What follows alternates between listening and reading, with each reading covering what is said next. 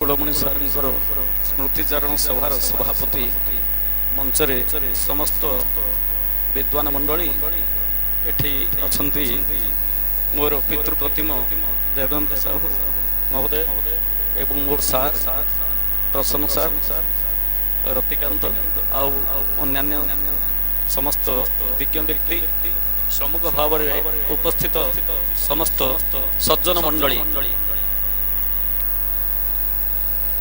आज एठी किछि समय बसिबा परे मु जहा सारंकर संपर्क रे आलोचना होउथिला मो जीवन रो एक मूल्यवान फर्द रूपे मु ग्रहण करिछि। एभଳି शिक्षक आमे केबे हेई पारिबुनु। ए माटीर महान भाग्य एभଳି यशस्वी पुरुष एठी सृष्टि हेइथिले आम बुझिबारे भारत वर्षर स्वाधीनता परे जदि द्वितीय पवित्र एवं द्वितीय मुख्य दायित्व केही तुले थाए से होछि शिक्षक मंडली।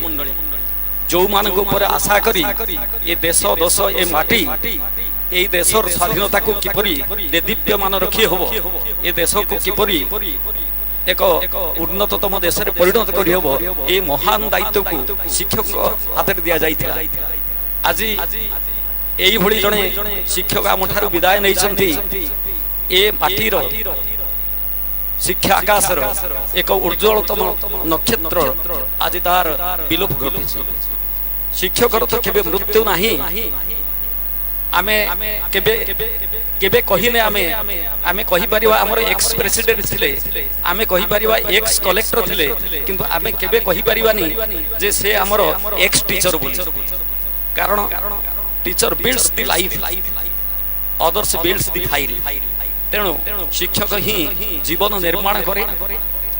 तेणु शिक्षकर केबे मृत्यु न थाए। जस जगत रे शिक्षक चिर विद्यमान। कुलमणि सारंक भଳି यशस्वी व्यक्तित्व जे कि प्रत्येक क्षेत्र रे तांकर चाकरी अवसर नेला परे मध्य विभिन्न सामाजिक कार्यक्रम एवं अन्यान्य शिक्षा आयतन केउ भଳି भाबरे निजे मुरबी सदृश ठीक समय रे निजर उपस्थिति रखुथिले एवं उपयुक्त परामर्श दउथिले। ताहा में एई आलोचना भितरु आमे बुझी पारिसे एई किछि दिन तो हमकु जति दिन अछि निश्वास नबार आमे माने सेही भଳି किछि कार्य करि परिबा जदि ताहाले आजिर ए श्रद्धांजलि सभा तार प्रकृत मूल्यांकन हेई परिबो। मोर मने पडुछि जो माने मो जीवन परिधि रे मोर जो शिक्षक माने आसेचंती एठी समस्त प्राय विदाय नेलेनी। प्रथमे इंद्रमणि सार जोठी मोर उपरा स्कूल शिक्षा कंप्लीट करिली। एपर चली गले अभिराम सार, तार पूर्व चली जाइथिले महेश्वर जेना। मो जीवन परिधि भितरे एई रास्ता रे जेडा बेदिन एते भलो पाइबार कारण कहिले भाटबंध हाई स्कूल एइठी जो प्रोडक्ट क्रिएट हिची। तेणु ये हूँ मो रास्तार स्कूल, मो गाँवर स्कूल। एइटा मो जीवन रे आसीथिबा एई सब गुरु माने पतित पावन मिश्र पर्यंत रेभेन्सा कॉलेज रो प्रोफेसर आउ वाइस चांसलर मध्य।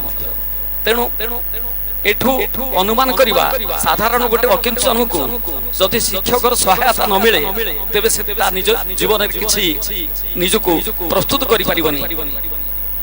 1979 मसिया जेतबेले मैट्रिक परीक्षा दवा पई आमे माने प्रस्तुत होउछु। मोर भाग्य एई भଳି एक हाई स्कूल पाइली।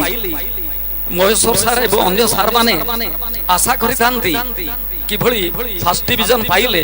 कारण सेई समय रे स्कूल रो रिकॉग्निशन कॉन्फ्रेंस होई निश्चित भाव रे पिला मानक रिजल्ट थी गुरुत्वपूर्ण अंश थिला, जाहाकू मु कृतित्वर सहित समापन कली।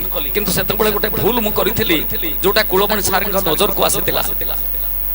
जिनिसटी हला स्कूल रे जो ड्रामाटी हेइतिला ता परवर्ती वर्ष रटिलो सेई 79 मसिया रे सेई ଡ୍ରାମାରେ ମୁଁ ପାର୍ଟିସିପେସନ କରିଛି ଯେତେବେଳେ କି ମାସେ ଅଛି ମତେ ସେ ପଚାରିଲେ ଯଦି ପାଠ ପଢିବୁ ତାହେଲେ ତତେ ନାଟ ଛାଡିବାକୁ ପଡିବ ଏବଂ ଆମେ ତ ପଛରେ ଯାଉଛୁ ନୀଳକଣ୍ଠେଶ୍ୱରଙ୍କ ଠାରୁ କୌଣସି ପ୍ରସାଦ ସେବନ କରି ସାରଙ୍କ ଆଗକୁ ଯିବା ଆମର ଏମିତି ଧୃଷ୍ଟତା ନଥାଏ ଏବଂ ବେଶୀ ଦୂରରେ ମଧ୍ୟ ରହିବନି କାରଣ ଆଲୋଚନାକୁ ଶୁଣିବା କଣ କଣ ମିଳୁଛି ତାଙ୍କ ନଜରରେ ପଡିଲା ପରେ ଏଇ ଯୋଉ କଥା ମୁଁ ଅନୁଭବ କଲି ଯେ ଏମିତି କେତେ ଜଣ ଶିକ୍ଷକ ଅଛନ୍ତି ଜଣେ ସାଧାରଣ ବ୍ୟକ୍ତିର ଅଭିଭାବକତ୍ୱକୁ ନିଜେ ପ୍ରତିପାଦନ କରୁଛନ୍ତି ତେଣୁ ଏଠି ଏଇ ସବୁ ଶିକ୍ଷକ ମାନଙ୍କର ହାତରେ ତିଆରି ଆମ୍ଭେ ମାନେ ଯୋଉମାନେ କି ଶିଳାକୁ ଶାଳଗ୍ରାମରେ ରୂପାନ୍ତରିତ କରିପାରନ୍ତି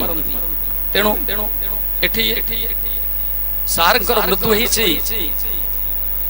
ମହାବୈଶାଖରେ ଆମେ ଜାଣିଛେ ବର୍ଷରେ 2ଟି ମାସ ପୂର୍ବରୁ ମହାଶବ୍ଦ ଲାଗେ ଉପସର୍ଗ ଲାଗେ ମହାକାର୍ତ୍ତିକ ମହାବୈଶାଖ ଯଦିବା ଗୀତାରେ କୁହାଯାଇଛି ଭଗବାନ କୃଷ୍ଣ କହିଛନ୍ତି ମାସାନାଂ ମାର୍ଗଶୀର ଶ୍ରେଷ୍ଠ କିନ୍ତୁ ସୂର୍ଯ୍ୟଙ୍କର ଉତ୍ତରାୟଣ ଗତି ଯୋଗୁଁ ମହାବୈଶାଖରେ ଯଦି ଜଣେ ବ୍ୟକ୍ତିର ମହାପ୍ରୟାଣ ହୁଏ ତେବେ ବୈକୁଣ୍ଠର ଉତ୍ତର ଦ୍ୱାର ଉନ୍ମୁକ୍ତ ହୁଏ ବିଷ୍ଣୁ ଲୋକ ପ୍ରାପ୍ତି ଇଏ ହେଉଛି ଶାସ୍ତ୍ରର କଥା ବୈଜ୍ଞାନିକ ଚିନ୍ତନ କିଛି ଭିନ୍ନ ହେଇପାରେ ଆମେ ଦେଖିଛେ କୁଳମଣି ସାର ଯେଉଁଭଳି ଭାବରେ ନିଜକୁ ବିଭକ୍ତ କରିଛନ୍ତି ଏଠି ଯଦି ଆମେ ବିଶ୍ଳେଷଣ କରିବା ପରିବାର ନୁହେଁ ସ୍କୁଲ ହିଁ ତାଙ୍କର ପ୍ରଥମ ପରିବାର ଆଉ ଯେତେବେଳେ ଅବସର ନେଇଛନ୍ତି ସମାଜଟା ହେଇଛି ପରିବାର ତେଣୁ ଜଣେ ବ୍ୟକ୍ତି ଯେତେବେଳେ ଜନ୍ମ ନିଏ ମା ତ ତାର